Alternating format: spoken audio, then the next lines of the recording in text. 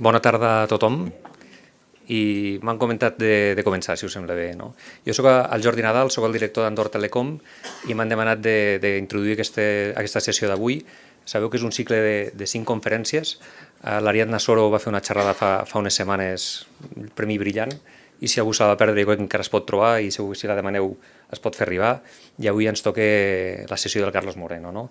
Andorra Telecom col·labora conjuntament amb FEDA i Morabanc en aquesta iniciativa que ha mogut particularment el Carlos Moreno amb l'Àgora, i algú pot pensar com és, no?, que Andorra Telecom està aquí al darrere.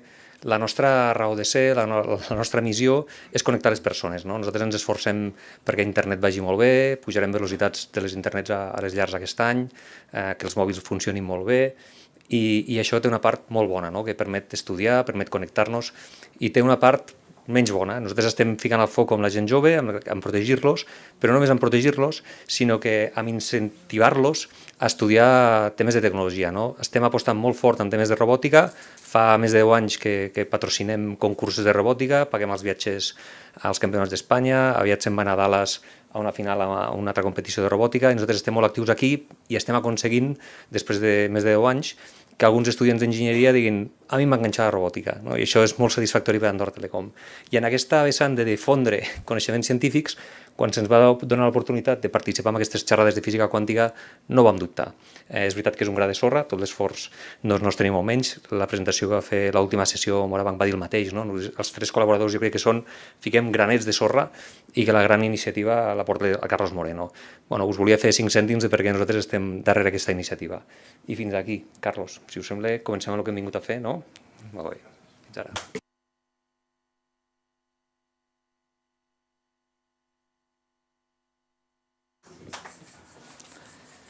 Bona tarda a tothom. En el marc del cicle de conferències en commemoració de l'Any Internacional de la Tecnologia i la Ciència Quàntica, avui ens endinsarem en un tema apassionant, la relació entre la física i l'art.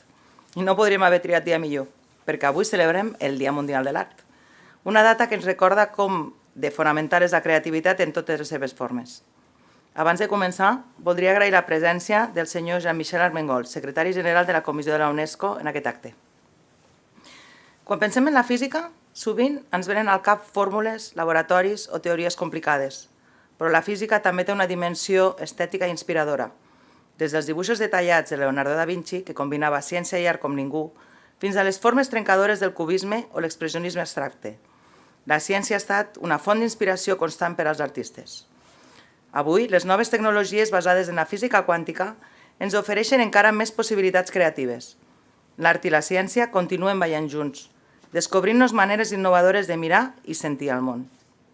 I ara, per continuar aquest viatge entre pinzells i partícules, cedeixo la paraula a la doctora Sònia Fernández Vidal, doctora en Informació i Òptica Quàntica, reconeguda escriptora, investigadora, emprenedora i divulgadora científica.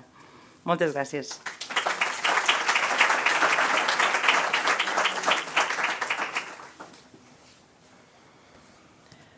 Bueno, muy buenas noches a todos. Me toca a mí el placer de presentaros a una persona extraordinaria, y es que hoy tenemos la suerte de contar con alguien muy especial, alguien que es un referente en la educación científica, pero sobre todo alguien que tiene la rara habilidad de transformar fórmulas, experimentos y conceptos complejos en auténticas historias que atrapan, inspiran y enamoran.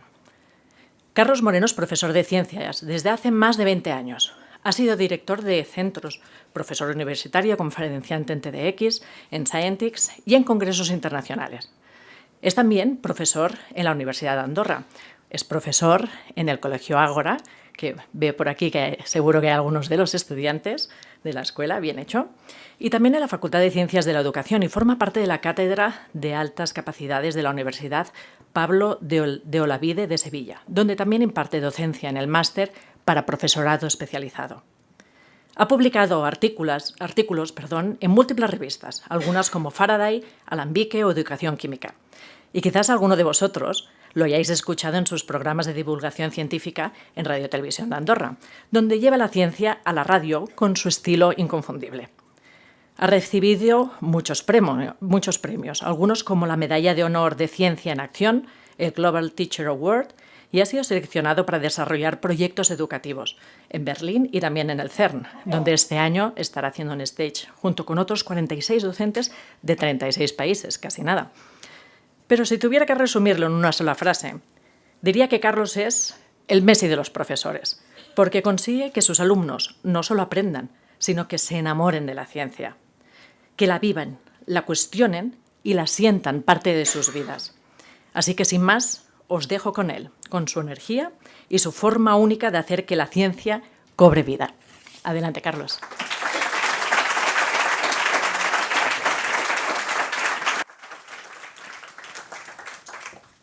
Bueno, a ver si...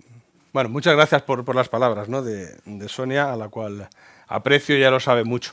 En cuanto a esta charla, yo sé que muchas me han preguntado la relación entre el arte y la física cuántica. Probablemente sea algo que lo vemos muy alejados, pero igual no lo es tanto.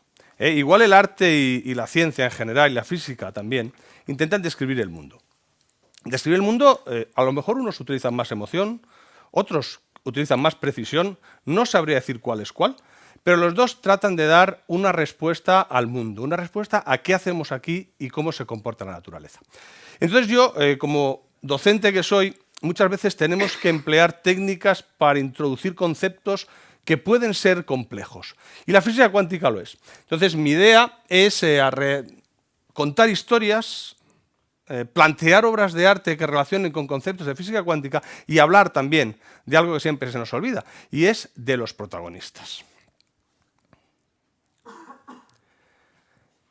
El 25 de septiembre de 1933, Paul Ehrenfest, físico austríaco, entró de madrugada en el Instituto Pedagógico para Niños Discapacitados y disparó a Vasily, su hijo de 14 años. Inmediatamente después se disparó en la cabeza y se suicidó.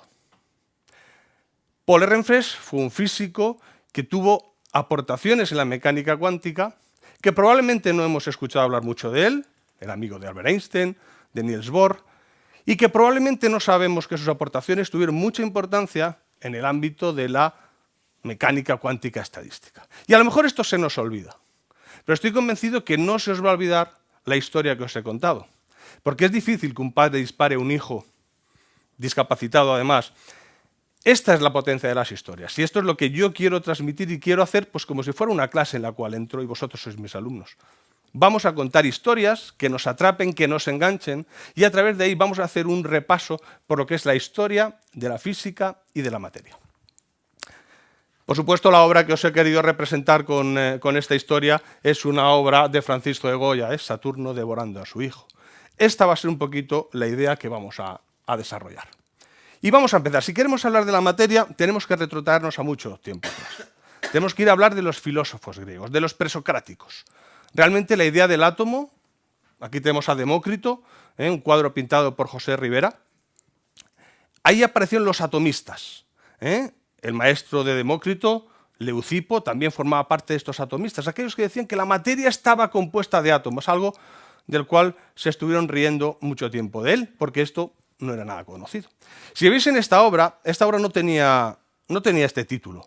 Realmente se pensó que era Arquímedes. En la mano, si podéis ver, tiene un compás.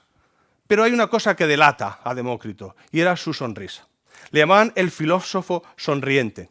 Que cuidado, que Demócrito tenía sus cosas. También cuenta la leyenda que se arrancó los ojos para que los sentidos no le estropeasen la capacidad del razonamiento y poder llegar a la verdad de una manera absoluta.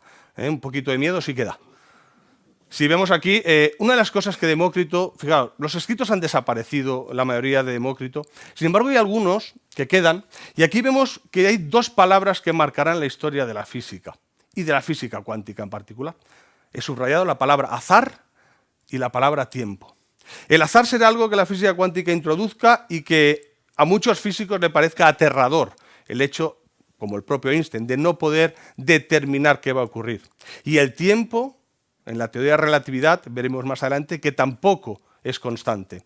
Luego es curioso, es un poco como que muchos siglos antes alguien intuyó dos palabras que van a tener mucho que ver en nuestra charla de hoy. También fue pintado Demócrito por otro pintor, Salvator Rosa, y lo veis en un cementerio, porque Demócrito iba a los cementerios a ver cómo estos átomos se descomponían y cómo la materia tenía en descomposición y podía sacar razonamientos de qué estaba hecho. Por eso aquí lo vemos en un cementerio, a Demócrito. Bueno, pues este sería el principio. Vamos a dar un salto muy grande porque ya hemos descubierto que el átomo existe. Estos filósofos nos propusieron su existencia. Pasaron muchos siglos hasta que alguien introdujo un primer modelo que seguramente muchos de los que estáis aquí podéis reconocer. Y fijaos este nombre que tiene: bodegón con pastel de pasas, fruta y vino. A ver, los nombres que ponen los bodegones son todo menos originales, eso lo podemos ver. Pero ¿por qué un pastel de pasas? Porque uno de los principales modelos atómicos que se plantearon por el señor Thomson, estamos ya en el siglo XIX, era un átomo un poquito, hoy lo vemos como un poquito extraño, con una serie de partículas, que son los electrones. Los electrones van a ser una partícula clave en el desarrollo de la física cuántica, y una masa de carga positiva. Bueno, fue una primera aproximación al concepto de átomo.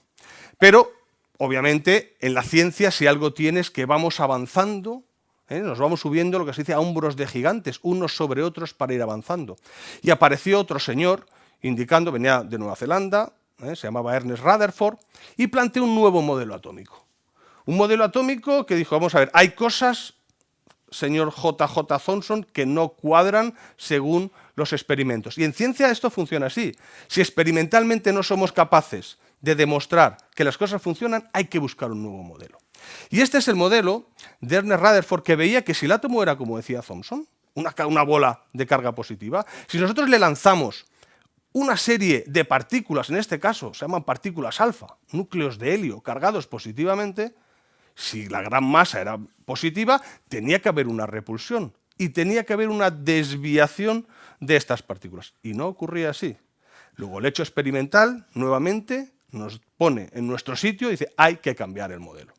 Y el modelo, representado en este cuadro de Dalí, que hemos visto aquí, Galatea y las esferas, fijaos lo que simboliza. Simboliza algo que, no sé si lo veis desde ahí, pero algo sólido. Pero sin embargo está hecho de mucho espacio vacío. Porque Rutherford nos llegó a indicar que el 99,999% de nuestros átomos son vacíos. Claro que decir esto de nosotros mismos, que estamos vacíos, suena duro, pero realmente somos en la mayor parte vacío. Y dice, bueno, pero es que yo interactúo conmigo mismo y lo noto. Bueno, pues estás intentando entre el vacío. Porque los electrones de los que hemos hablado, cuando llegan a mi cara y la deforman, no es más que porque hay una repulsión electromagnética entre cargas iguales, pero el vacío en el átomo existe. Y esta representación yo creo que es muy, vamos, por lo menos me parece muy efectiva. Y sobre todo, fijaros, salen de la boca, salen todas esas esferas. Dalí tuvo un momento que puede representar el Big Bang, cuidado, donde toda la materia sale de un punto. Esta puede ser una bonita obra para empezar a hablar de esa creación inicial de la materia en el Big Bang. Pongo a Dalí, y Dalí saldrán algunas veces más, porque Dalí tuvo muchas etapas, en su etapa de surrealista, pero realmente hubo una etapa donde estaba obsesionado por la ciencia. Él, en su etapa surrealista, era muy admirador de Freud, pero llegó un momento en el que dijo una frase para mí, bueno, conmovedora, porque dijo, Freud ha muerto. Mi padre es Heisenberg. Heisenberg, veremos más adelante, que es uno de los físicos que más aportaciones han hecho al desarrollo de la mecánica cuántica. Pues ya tenemos el modelo de Rutherford. Pero seguía habiendo ciertas complicaciones. Y aquí aparece alguien, probablemente cuando hablamos del top 5 de la ciencia, yo lo pondría, cada uno tiene su top, yo en el top 5, aparece un señor danés, Niels Bohr. Y Niels Bohr nos habla de que esos electrones, que ya estamos más o menos familiarizados con ellos, giraban alrededor de un núcleo. Probablemente esta es la imagen que todo el mundo tiene hoy de un átomo. Una serie de electrones girando alrededor de un núcleo. Kandinsky también era muy aficionado a muchas partes de la ciencia, en especial a la geometría. Y aquí él quiere representar, o al menos yo quiero ver que quiere representar, una serie de órbitas donde esos electrones están girando alrededor de los núcleos. Unos núcleos donde tenemos unas partículas que luego hablaremos un poquito más a fondo de ellas, como son protones y neutrones. Es decir, que vamos avanzando y la ciencia poco a poco va subiendo. Y aquí tenemos a Niels Bohr. Niels Bohr, aparte de que era un muy buen deportista, llegó a jugar en la selección sub-21, también con su hermano Harold, que era matemático, los dos jugaban en la selección, él lo dejó. Su hermano Harold era portero, él era un medio centro. Tampoco debería despuntar en exceso cuando decidió volver a la física, gracias a Dios. Pero Bohr tuvo una aportación fantástica al desarrollo de la física. Y es el pensar que esos electrones no pueden estar en cualquier sitio. No vale que estén girando en cualquier órbita. Tienen que ser unas órbitas determinadas. Aquí empieza a aparecer la idea de cuantizadas. Tienen que tener una energía determinada. De Niels Bohr también os voy a contar alguna cosilla, porque es curioso. En la casa Carlsberg, que conoceréis por sus cervezas, pues tiene una residencia que cede a los grandes científicos pues para que no tengan mucho problema en buscar vivienda. En Andorra también tenemos ciertos problemas con esto, pero cede una residencia para que se dediquen exclusivamente al desarrollo intelectual.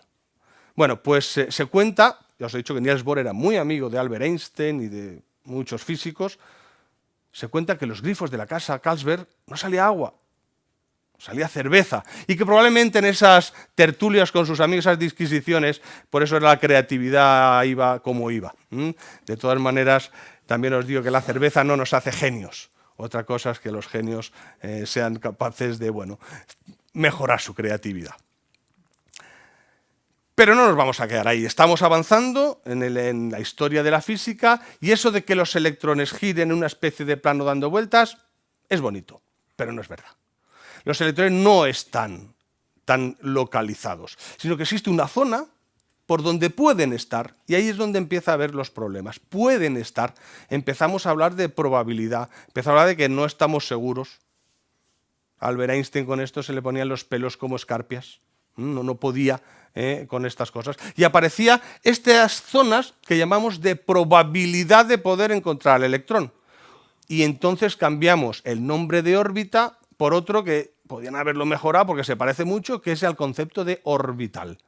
En este orbital es una zona donde puede estar el electrón en algunos de estos puntos. Este es uno de los orbitales más sencillos y viene representado en este caso, con todos los conceptos, los estamos relacionando con obras de arte, por alguien que a mí me fascina, que es Cornelius Escher. Cornelius Escher hace grabados siempre con mucha provocación visual, donde los sentidos nos parece que nos engañan. Y esta es una de sus obras, que es Mano con esfera reflectante.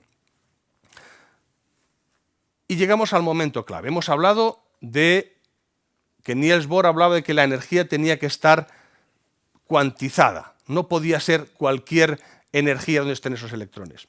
Y aparece esta obra, La Anunciación, de Fra Angelico, que primero, en cuanto vemos ese rayo de luz tiene para mí una increíble simbología, porque la física cuántica siempre se define como aquello que explica las leyes de lo pequeño, de lo diminuto, y es así. Pero realmente las grandes disquisiciones vienen de la interacción de la luz con la materia.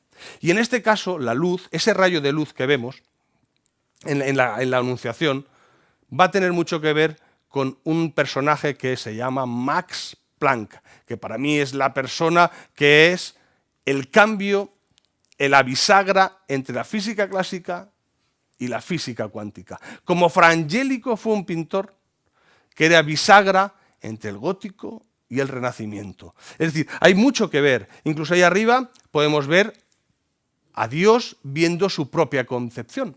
Aquí una compañera, porque os voy a decir que me he enriquecido mucho de mis compañeras que saben mucho de arte, como son Monse y Lucía, que me han ayudado muchísimo. Pues aquí vemos a Dios como viendo su propia concepción.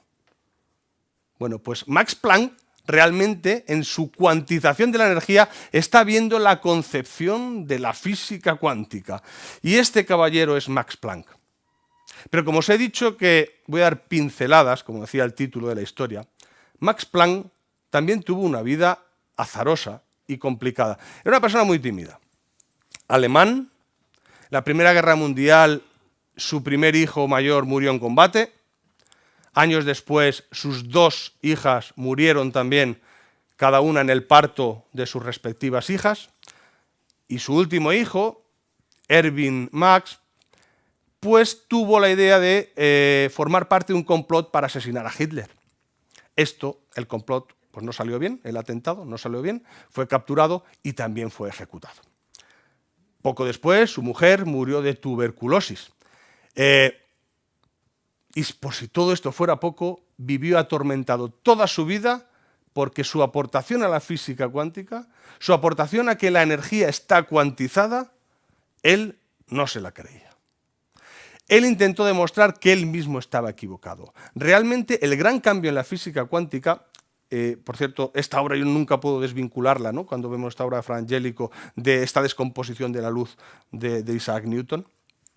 Pero uno de los grandes problemas, y por eso digo que este es el momento bisagra, el momento clave para mí, fue cuando una serie de experimentos no se correspondían con el marco teórico que teníamos.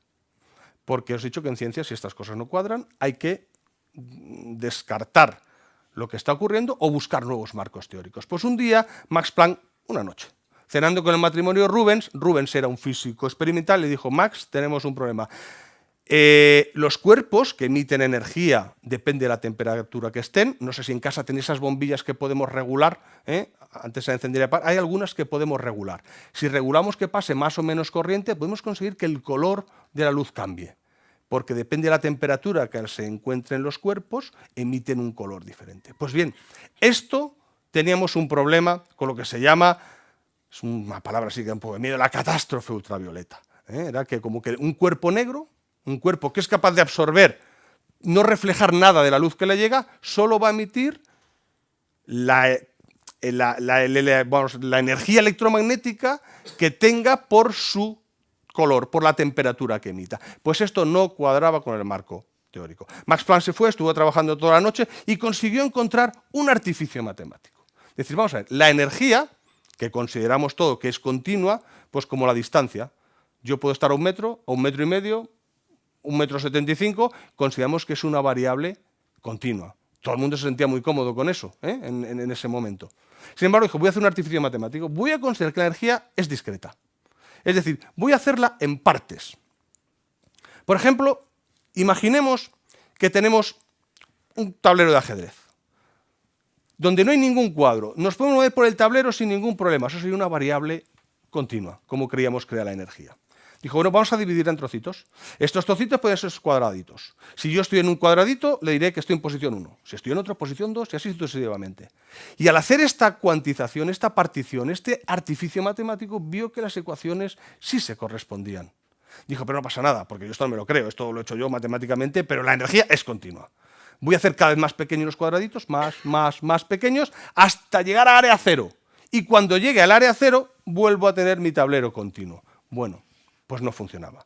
Es decir, se demostraba que la energía estaba cuantizada. Y estaba cuantizada y le llamó cuantos o fotones. Y de ahí viene lo que estamos hablando hoy, la física cuántica. Estas partículas que forman parte de la energía y que son discretas. Bueno, hasta ahí vamos avanzando. Insisto, no le gustaba nada esta idea. Luego alguien vendrá a echarnos una mano sobre esta idea. Pero apareció Albert Einstein.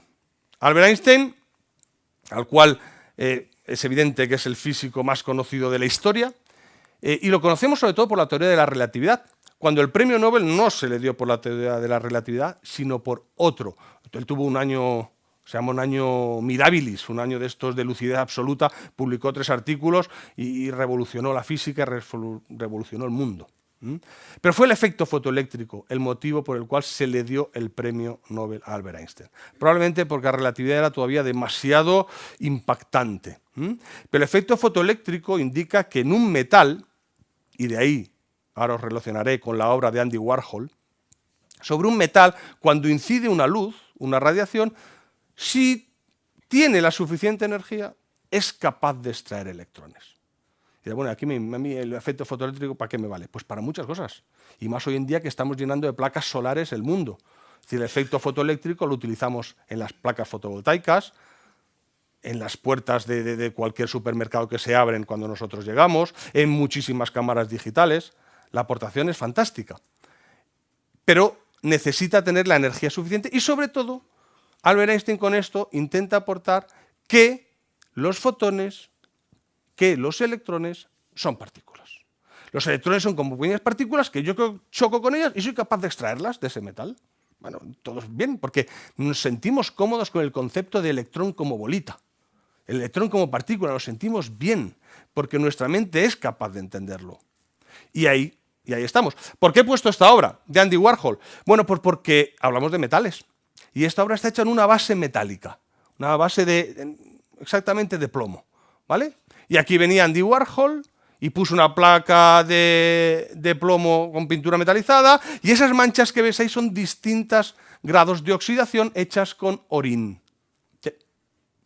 Orinaba él y sus amigotes sobre la pintura que luego vendió por más de $1 millón. Esto es lo que tiene el arte, que es capaz de confundirnos, a veces diría yo. Bueno. Y una obra absolutamente conocida por todos, en la teoría de la relatividad tuvo un impacto, y sigue teniendo, ¿no?, un impacto increíble en el concepto de cómo es la naturaleza. Esta obra, que todo el mundo está de acuerdo que Albert Einstein, en su vorágine científica, que cuando lo oís hablar parece que sabe de ciencia, pero no sabía absolutamente nada, manejaba 4 palabras, las mezclaba y demás, pero por lo menos tenía un interés increíble. Y aquí todos vemos la dilatación del tiempo. El tiempo no es igual para todas las personas, y no es igual a cualquier velocidad. Esto es lo que Albert Einstein introdujo, que lo que era constante era la velocidad de la luz. Por lo tanto, el tiempo podía modificarse. Y aquí todos vemos una deformación, una flexibilidad del tiempo. Dalí, provocador donde los haya, decía que no, que él lo que se acordó en este cuadro era del queso Camembert derritiéndose al sol. No me lo creo, en absoluto, creo en ese momento. Porque ahí vemos lo que Albert Einstein aportó en la teoría de la relatividad. Pues ya tenemos Albert Einstein luchando con los electrones como partículas, y ahí lo dejamos. La teoría de la relatividad os he dicho que ha sido una teoría revolucionaria, pero él, cuando la publicó, no publicó las soluciones de sus ecuaciones. Hubo un señor que se llamaba Schwarzschild, estaba en el combate, en el frente, en la Primera Guerra Mundial. Es más, sabéis que la Primera Guerra Mundial tuvo mucho que ver con la guerra química, gases que se lanzaban de unos a otros. Pues bien, Schwarzschild, como tenía ciertos conocimientos en meteorología, lo contrataron para, bueno, medir los vientos y hacia dónde teníamos que lanzar nuestros gases para matar al enemigo, fundamentalmente. Fue ascendido a teniente, se fue a la zona oriental, en Bielorrusia, y allí tenía la opción, como teniente, de recibir revistas científicas. Recibió la teoría de la relatividad de Einstein y en 3 semanas tuvo solucionadas algunas de las ecuaciones que había planteado Albert Einstein. Es cierto que compañeros suyos decían que estaba tan absorto que en las propias trincheras caía un mortero y no se enteraba, seguía con sus cálculos. Lo hemos dibujado ahí. Por cierto, el pintor que vemos aquí, Hans Larvin, participó también en la Primera Guerra Mundial, y hemos puesto el soldado y la muerte porque entenderéis que Schwarzschild en algún momento murió, porque él envió estas soluciones. Albert Einstein las leyó y dijo, esto es increíble, ¿cómo puede alguien en tan poco tiempo haber demostrado unas ecuaciones que yo he propuesto? Rápidamente. Cuando digo rápidamente, no es como ahora, no había WhatsApp, no había email, había que escribir la carta, había que enviarla. Cuando llegaron la respuesta de Albert Einstein, bueno, pues Schwarzschild ya había muerto. No le llegó nunca llegó a saber que Albert Einstein había reconocido su valía y su trabajo. ¿De qué creéis que murió? Pues no, de pénfigo. Contrajo una enfermedad, salían unas llagas en la piel, luego en el esófago y demás, y murió de pénfigo. Todos pensamos que podía haber muerto por alguna bomba, yo también, pero no fue así. Recuperamos. Tenemos el electrón como partícula y aparece un señor. Aparece un señor que nos va a dar la vuelta. Probablemente, y yo creo que todo el mundo estamos casi de acuerdo, es el experimento más increíble de la física. Y he puesto aquí un cuadro de Valenciano, Sorolla. Sorolla pintaba la luz como nadie. Y estamos diciendo que la física cuántica, la interacción con la luz, es importante. Os dejo ver el cuadro, que luego volveremos a él. Y yo, desde hace muchos años, cada vez que veía este cuadro me acordaba de algo. Y hoy tengo el placer de deciros estas cosas que a mí se me han ocurrido durante mucho tiempo. Pero lo voy a dejar ahí. El experimento que os digo, que es el increíble, que fascina a todo el mundo, es hecho, imagina que lanzamos guisantes a través de dos ranuritas. Pa, pa, pa, pa, pa. Todos tenemos muy claro que lo que vamos a ver son choques en dos líneas, como vemos ahí, de guisantes. Ahí, sorpresa ninguna. Sin embargo, si ponemos una bañera de agua y lanzamos una piedra, ese movimiento ondulatorio que pasa por esas dos rendijas, ahí ya no vamos a ver dos choques. ¿Por qué? Porque esas dos rendijas se convierten nuevamente en dos focos. Dos focos que van a hacer que esas nuevas ondas que se generan, haya zonas que se llaman constructivas y zonas destructivas. Zonas donde podemos ver la interacción y zonas donde no hay ningún tipo de interacción porque se han anulado. Bueno, es que las partículas no se comportan como las ondas. Tampoco nos supone un problema para nuestra razón, nuestra vista. Bueno, pues vamos a lanzar electrones.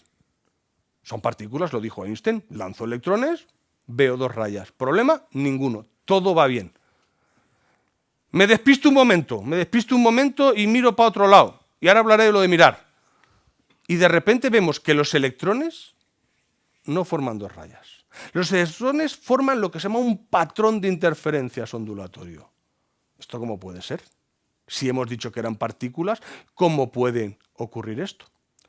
Cuando hablo de observar, quiero decir muy claramente que en física observar es medir. Por eso no podemos utilizar la física cuántica como observar con mi vista y cambio la realidad. Esto no funciona así. Por mucho de que hay mucho, a ver cómo lo digo, cantamañanas, ¿vale? Que trata de decir que observando cambiamos la realidad. No es así. En física observar es medir. Iluminar con luz, con un láser. Luego, ¿qué ocurre? Que si lo miro es partícula y si no lo miro es una onda. Aquí que fue un momento donde se revolucionó todo, ¿eh? Young estaba loco. Y aquí es donde yo os quería plantear el por qué siempre he visto yo en esta obra, Niñas en el mar, de Sorolla, cómo esas dos niñas simbolizan dos palos, dos ranuras, donde las olas del mar llegaban y como veis, esas nuevas olas vuelven a hacer esa interferencia ondulatoria que nos puede servir para mostrar el experimento más chulo de la historia de la física.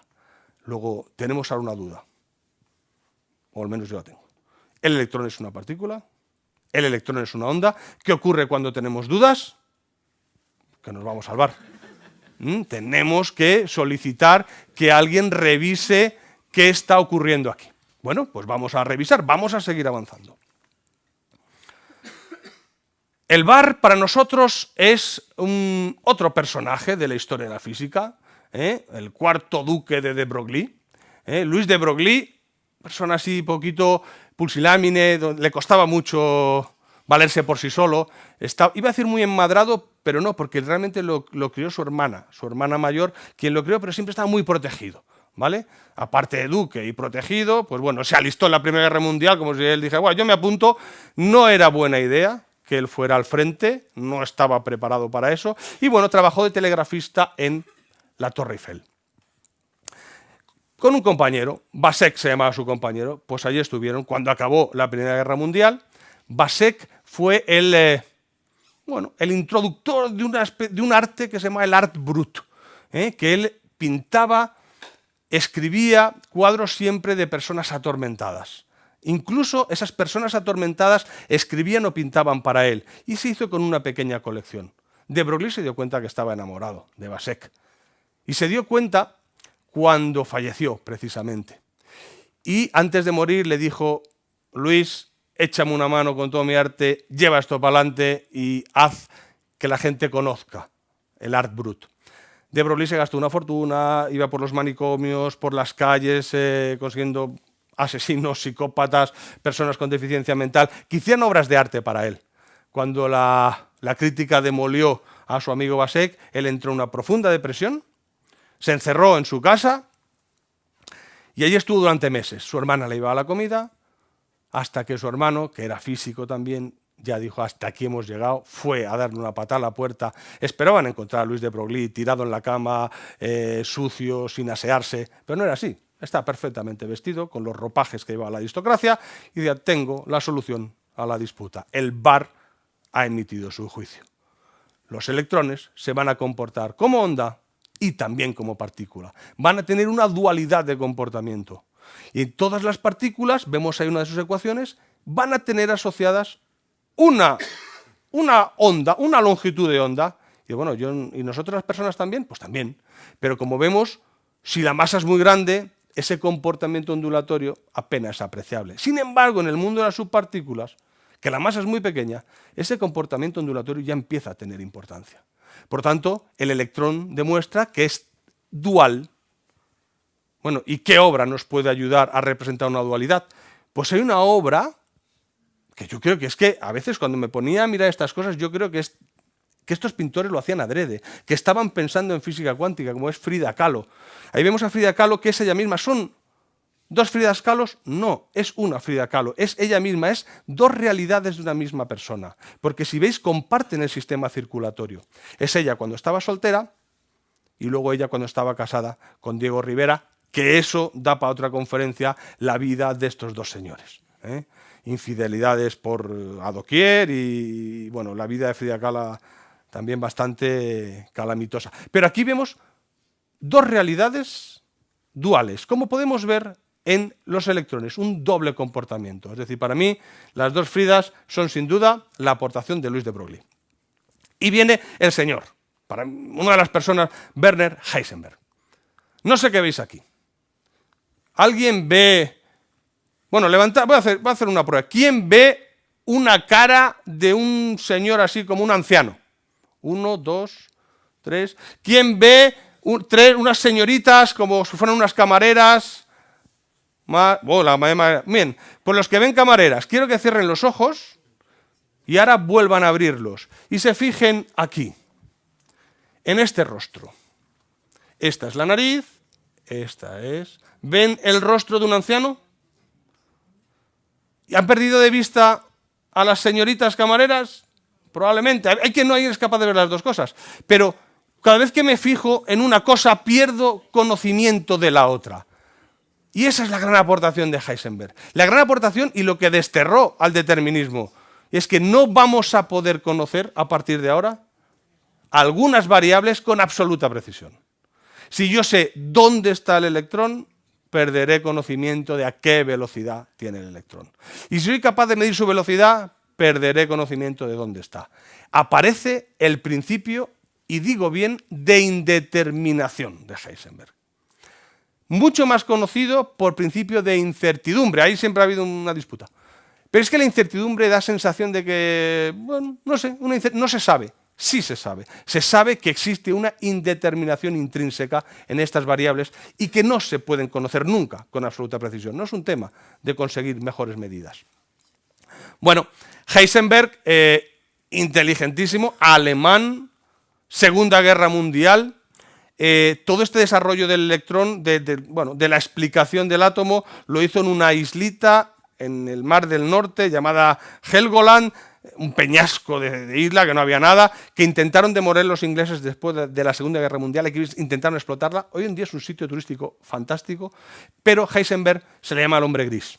El hombre gris porque no se sabe si en el desarrollo de las bombas nucleares, de la fisión nuclear, quería o no quería desarrollar la bomba atómica para los nazis. Hay quien dice que la boicoteó y que tomó malas decisiones y hay quien dice que simplemente se equivocó. Se equivocó en la elección de lo que se llaman unos moderadores de neutrones para conseguir que esa fisión nuclear fuera eficiente. Proyecto Manhattan decidió grafito, él decidió agua pesada, se equivocó. Y estuvo a punto de morir asesinado por un espía, Heisenberg. En una conferencia, una charla, después de esto, un espía que había sido profesional de las ligas americanas de béisbol, un muy buen jugador, no voy a decir una estrella, pero un muy buen jugador, muy culto, hablaba muchos idiomas, leía muchos libros, cosa rara en las ligas profesionales de béisbol, estuvo a punto de matarle después de una conferencia, tenía ya la mano en la pistola, pero vio que Heisenberg no estaba desarrollando la bomba atómica como correspondía, y eso también le salvó la vida. Cuando Heisenberg tuvo un modelo sobre el átomo, era un modelo estrictamente matemático, un modelo de difícil comprensión. Él pasó meses allí y cuando acabó se subió a un peñasco, como vemos aquí en esta obra de Friedrich, y dijo, lo he logrado, lo he conseguido. Y esta obra representa muy bien lo que tuvo que sentir Heisenberg cuando, insisto, su modelo matemático, basado en matrices, daba respuesta a muchas cosas. Pero es difícil de entender. Bohr dijo, me ha enviado, porque le envió a Bohr los resultados, dice, me ha enviado Heisenberg unas cosas que son muy místicas, pero son verdad. Eso se lo comentó a Albert Einstein. No voy a pasar esto rapidito porque aquí vemos una vez de Dalí. He hablado de la Segunda Guerra Mundial y de la fisión nuclear. Aquí igual algunos ven árboles, algunos ven cabezas, pero lo que Dalí quería representar era la forma del hongo que se produce en una explosión nuclear. Se llamaban las tres esfinges de Bikini, esta obra, porque Bikini, está preparada. El primer Bikini tiene mucho que ver con estas bombas nucleares. El primer Bikini, que nadie se lo quería poner, se tuvo que poner una bailarina de un casino de París. Tenía dos explicaciones. El que lo diseñó pensó, va a ser tan explosivo como las bombas del atolón de las Islas Bikini. Y alguien decía, no, lo que quiere decir es que va a mostrar la desnudez que se va a crear en el ecosistema donde se están lanzando. Y estas fotografías me las ha cedido un amigo, Manu Sanfélix, que es explorador del National Geographic, lleva más de 50 expediciones, y me dijo, mira, estas las hice yo, y son, eso que vemos ahí no es una bahía, es el atolón que se ha creado después de las bombas nucleares, es en particular de la Bravo 2. Voy a dar un salto rápidamente. Hemos dicho que Heisenberg muy matricial y los físicos estaban locos porque no entendían bien la explicación de Heisenberg. Y llegó Schrödinger. Schrödinger, que representa esta hoja que es probablemente es la ola más famosa de la pintura. Schrödinger salvó a muchos físicos porque dio una explicación ondulatoria. Los físicos se sentían muy cómodos con las explicaciones ondulatorias, porque eso estaba bastante trabajado y bastante interiorizado por ellos. Y Heisenberg dio una explicación de, bueno, no os preocupéis, que creo que yo tengo otra explicación, no tan enrevesada como la de este hombre, y que todos vamos a entender mucho mejor. Por eso ha triunfado, porque es mucho más bello. Schrödinger es otro personaje para echarle de comer aparte. Schrödinger era, yo lo veo, ¿lo veis atractivo? Pues tenía mucho éxito con las mujeres. Y con mujeres de corta edad, diré también. Es decir, era una persona donde parece ser que su gran creatividad, así como Heisenberg está en el peñasco que os he dicho, él estaba en un resort de los Alpes con su amante y ahí dijo, lo tengo. Fue un momento de inspiración, creo que allí la dejó y se vino corriendo para terminar la ecuación que dio lugar a la ecuación de Schrödinger, a la explicación, y algo que todos conocéis y que luego hablaremos un poquito, que es el famosísimo gato de Schrödinger, que está vivo y muerto a la vez y que aún no sabemos realmente cómo está.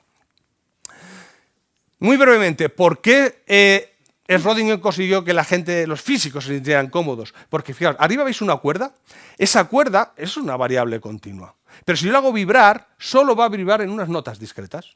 Bueno, continuo, discreto, si él era capaz de relacionar, por ejemplo, esto que vemos abajo son los espectros atómicos, como los saltos de los electrones de una órbita a otra, solo se movían en situaciones discretas y muy particulares. Oh, cuidado, una energía que podía ser continua, yo la puedo explicar de manera discreta. Todo esto a los físicos les supuso un alivio, y esto es gris.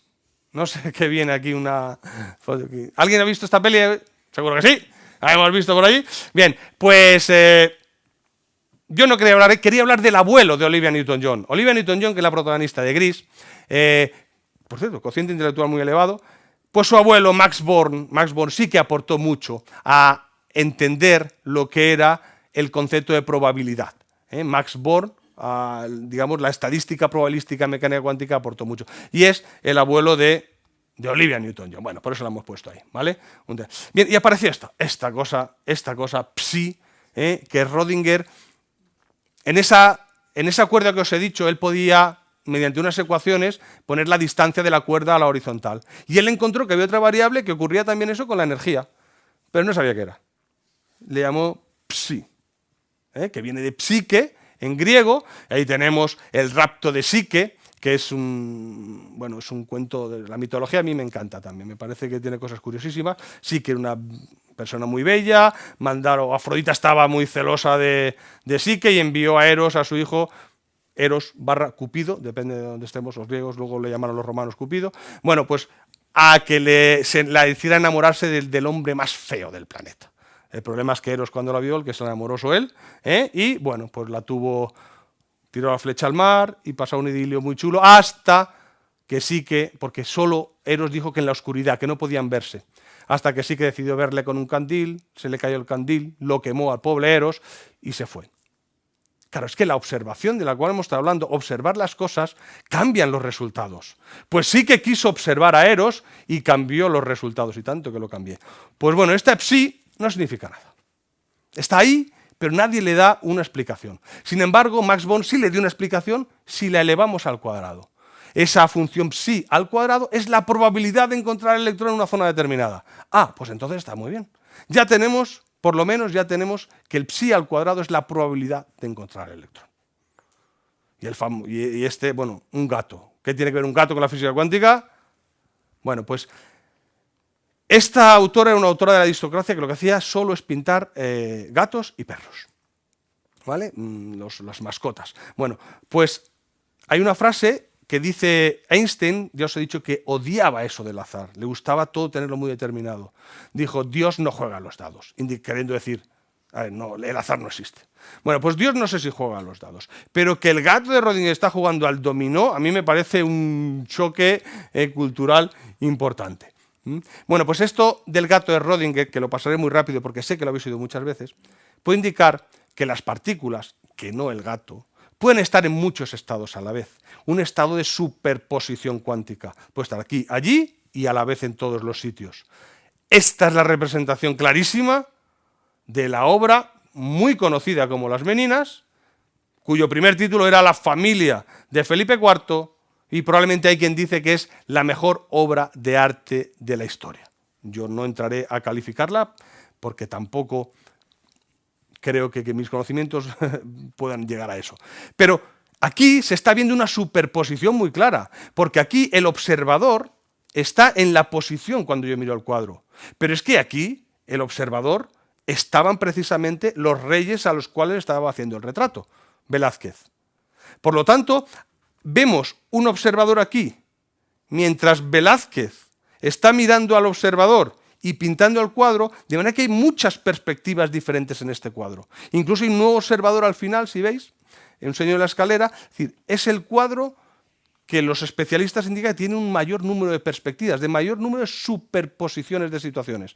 Por lo tanto, para mí, ahí estamos representando la superposición cuántica. Muy rápido. No es el único gato de la cuántica, el gato de Rödingen. Hay un gato, un pobrecito, absolutamente abandonado, ¿vale? Es el gato de Cheshire cuántico. El gato de Cheshire cuántico sale en una obra de Alicia en el País de las Maravillas, y el gato lo que hace es que se separa la sonrisa del gato. Bueno, pues en cuántica se separan algunas propiedades de otras para poder medirlas. Lo dejo ahí, no entraremos mucho más. Y vamos a entrar ya con cosas que en la física cuántica son muy locas, muy locas, muy locas. El entrelazamiento cuántico. Esta obra de Picasso indica, o yo veo, como dos partículas pueden entrelazarse cuánticamente. ¿Qué significa esto?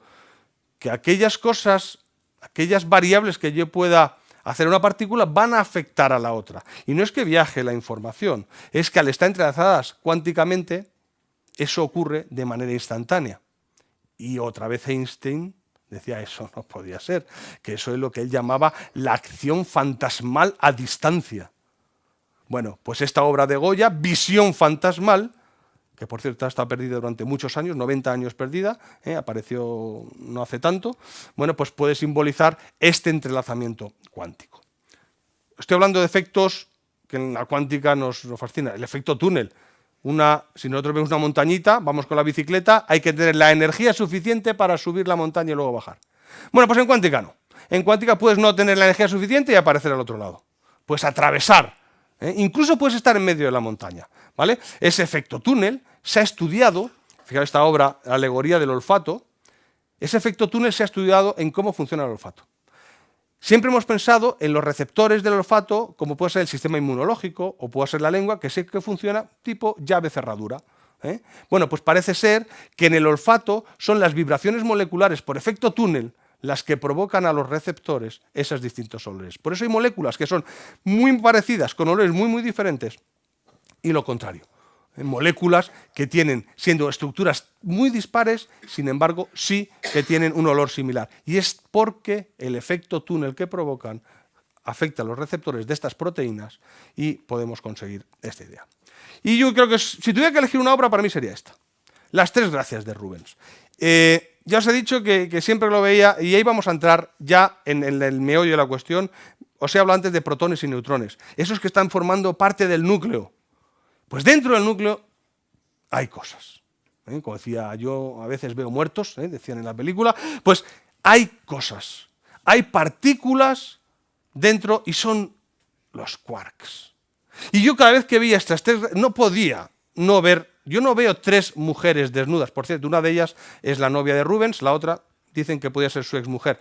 La novia de Rubens era unos 20 años menor que él, y yo cuando veía esto, yo solo veía tres quarks. Tres quarks, además, si os dais cuenta, con los brazos entrelazados, porque los quarks que están dentro de los protones y los neutrones están entrelazados por otras partículas que son las que se llaman transportadores de la fuerza.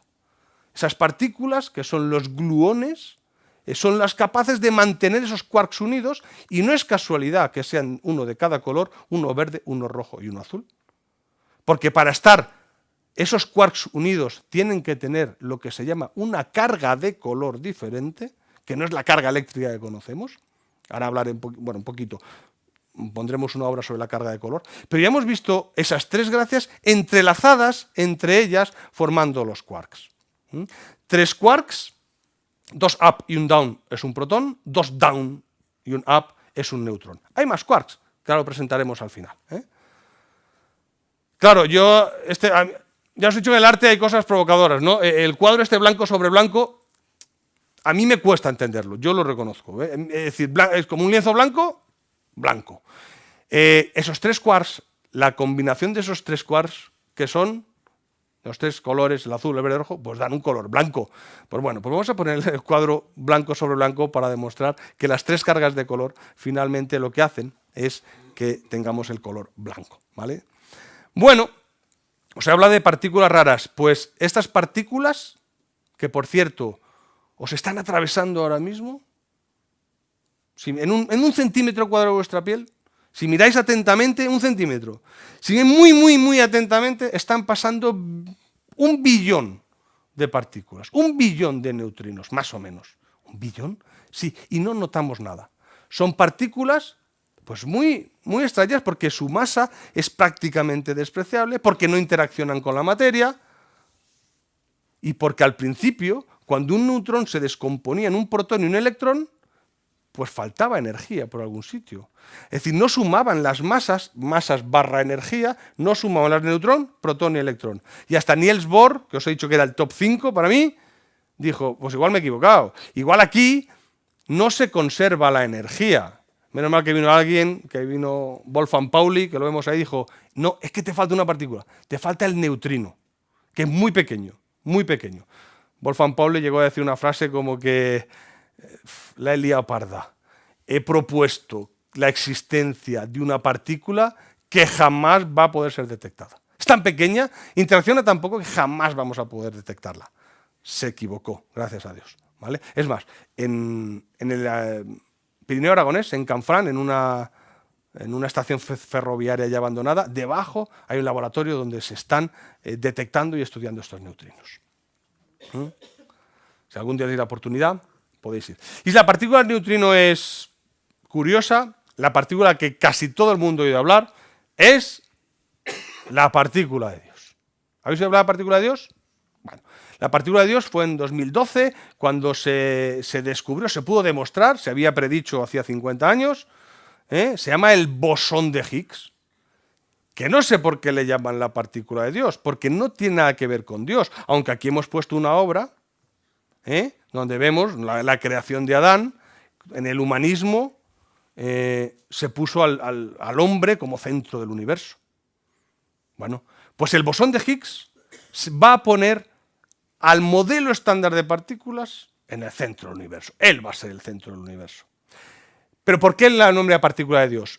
Por un invento de un editor, porque no era la partícula de Dios, es la partícula maldita. The Goddamn Particle, no, era muy difícil de encontrar. Se necesitaba mucha energía y era casi imposible. Pero el editor dijo, a mí esto no me dice nada. ¿Y si en vez de Goddamn lo cortamos por la mitad, dejamos God y esto triunfa?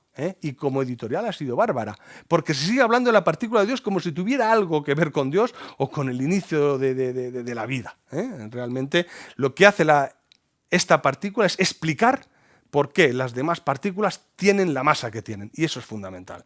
Eso es fundamental para entender esto. Esto es fundamental para entender el modelo estándar de partículas, donde podemos ver los quarks de los que os he hablado antes, el up, el down, hay otros, el charm, strange, top, bottom, hay otros, y luego tenemos el electrón, el muón, el tauón. El muón y el tauón son como el electrón, pero más gordos. Tengo un electrón pequeñito, bueno, pues el muón es más gordo y el tauón todavía más gordo, ¿vale?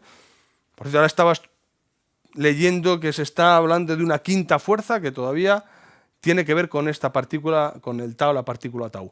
Y veis las que hay al lado, gluón, fotón y dos bosones que ponen ahí, ¿vale? El bosón W y Z. Estas partículas son un poco especiales. Estas partículas no forman parte de la materia, sino que lo que hacen es ser transportadoras de la fuerza. Y hay 4 fuerzas en la naturaleza. Y cada una de ellas, bueno, cada una de ellas no, hay una que no hemos todavía localizado, y es la fuerza de la gravedad. No hemos localizado el gravitón, eso no existe todavía, pero sí tenemos el fotón, tenemos el gluón, que ya os he hablado en los quarks, y tenemos los bosones, que el fotón es de la fuerza electromagnética. Ya os he hablado del gluón como la que mantiene dentro de los núcleos esos quarks, que es la fuerza nuclear fuerte, y luego tenemos los bosones, Z y W, que tiene que ver con desintegraciones radiactivas, ¿vale? La fuerza de desintegraciones radiactivas. Y ahí tenemos solico al Higgs, a esa partícula que es capaz de explicar la masa de las demás. Si interaccionas mucho con un campo que llamamos campo de Higgs, tú eres una partícula gorda. Y si interaccionas poco con esa partícula, como el neutrino, tú eres una partícula con poca masa. Es decir, que el bosón de Higgs es capaz de completar este modelo estándar de partículas, que a mí, yo soy químico de formación, y los físicos, que simplito lo hacen todo. Y los químicos necesitan una tabla de 118 elementos para intentar explicar la materia. Y ellos, míralos, siempre simplificando las cosas, lo cual es muy de agradecer. Y yo cada vez que veía esto, ya sé que estaréis pensando, ¿de verdad cada vez que veo esos cuadros, esas cosas? Me pasa. Yo cada vez digo, uy, colores. Y yo decía, colores, colores, familias, porque en este cuadro que vemos aquí, bueno, es un fresco, de la Escuela de Atenas, de Rafael, aquí hay distintas familias. Están los artistas, están los filósofos, tenemos a los científicos, y ahí en medio hay 2 personajes, los 2 personajes centrales, que cuentan los que saben de arte, que son Platón y Aristóteles. Digo los que saben de arte porque están equivocados. Hoy aquí vamos a descubrir la verdad. Platón, el que se mueve en el mundo de las ideas, Aristóteles, persona mucho más racional, pero no es así. Ahí vemos a Schrödinger y a Heisenberg. Heisenberg, la persona racional, matemática, y Schrödinger, el que se mueve más en el mundo ondulatorio, en el mundo de las ideas. Por fin hemos podido dar una explicación racional, razonable, a este fresco. Con todo esto de explicar la historia de la interacción de la luz con la materia, como veis, básicamente he querido hacer una serie de pinceladas. A mí me encantaría que más que respuestas la gente se vea aquí con preguntas, porque el objetivo de un docente, y yo soy fundamentalmente un docente, es generar curiosidad. A veces no dar las respuestas. Una, porque no las sabemos. Otra, porque es mucho mejor aprenderlas. Y esa ha sido mi misión en esta clase. Y la interacción con la luz, qué mejor interacción con la luz que este cuadro de Van Gogh, que, fijaros, no lo pintó observando las estrellas ni el cielo. Él lo pintó sin observación ninguna. Qué bien, porque en la mecánica cuántica no observar también es importante. Lo dibujó mientras estaba internado en un sanatorio, sabemos que Van Gogh tenía muchos problemas mentales, y pintó de memoria. Esto lo pintó de memoria, pero no bajo la observación. Por eso, importante, hoy decía Belén en la presentación que era el Día Internacional del Arte, pero es que ayer fue el Día Internacional de la Física Cuántica. Os juro que esta fecha estuvo puesta hace meses y absolutamente sin ningún motivo. Ha coincidido ayer física cuántica, hoy el Día del Arte. Y me parece una muy bonita manera de ver cómo estas dos disciplinas no es que puedan, es que deben estar unidas. La ciencia y el arte, porque decía, hay en el retrato de Dorian Gray, de Oscar Wilde, decía que cuando alguien hace algo inútil, por lo menos, la única objetivo de esto es que sea lo suficientemente bonito para ser admirado intensamente. Bueno, pues, ¿qué hay más inútil que la ciencia básica? ¿Qué hay más inútil que el arte? Pues probablemente de estas cosas inútiles solo se fomentan con la creatividad. Y la creatividad nos llevará al conocimiento. Y, ¿por qué no?, también a la felicidad. Gracias.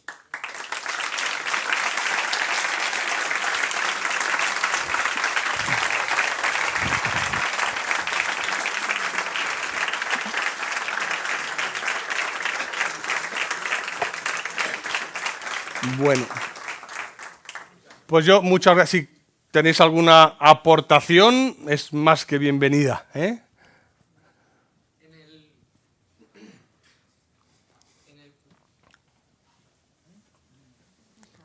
En el cuadro de Felipe IV, Sí, espera un momentito, vamos a verlo. el señor que está caminando por detrás en las escaleras, Sí. ¿sabes quién es? No.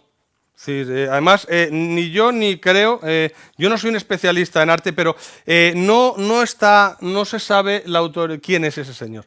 Es decir, hay distintas lucubraciones, pero no hay una, así como de las otras sí que se conocen. Es decir, las meninas, realmente el nombre de las meninas viene porque antes se llamaban meninas a estas niñas de cámara que ayudaban, que venían de la aristocracia, pero que ayudaban a la realeza. Se llamaban las meninas en Portugal, por eso viene el nombre de las meninas. Pero ese señor no está, digamos, localizado, no está fichado.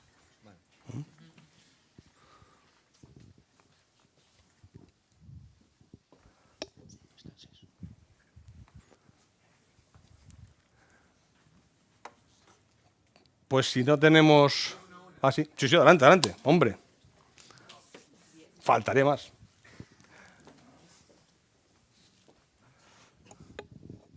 Bueno, sabes que soy bastante forofo de lo medieval.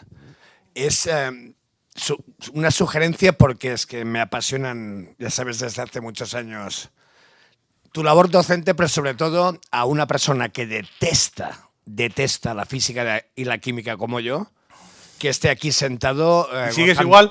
Sigo igual, pero salvo cuando te escucho.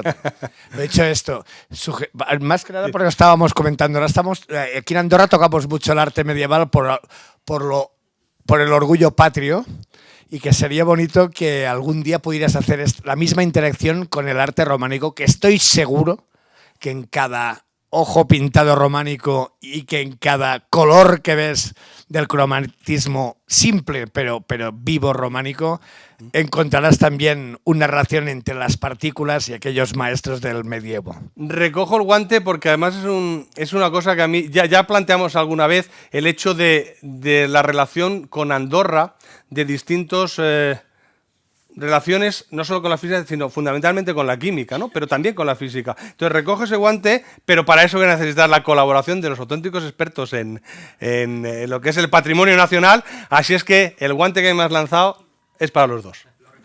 Hecho está, cuento con ello. Pues si no tengo nada más, yo agradeceros que hayáis estado aquí y que os guste un poquito más la física, yo me voy feliz, ¿vale? Muchas gracias.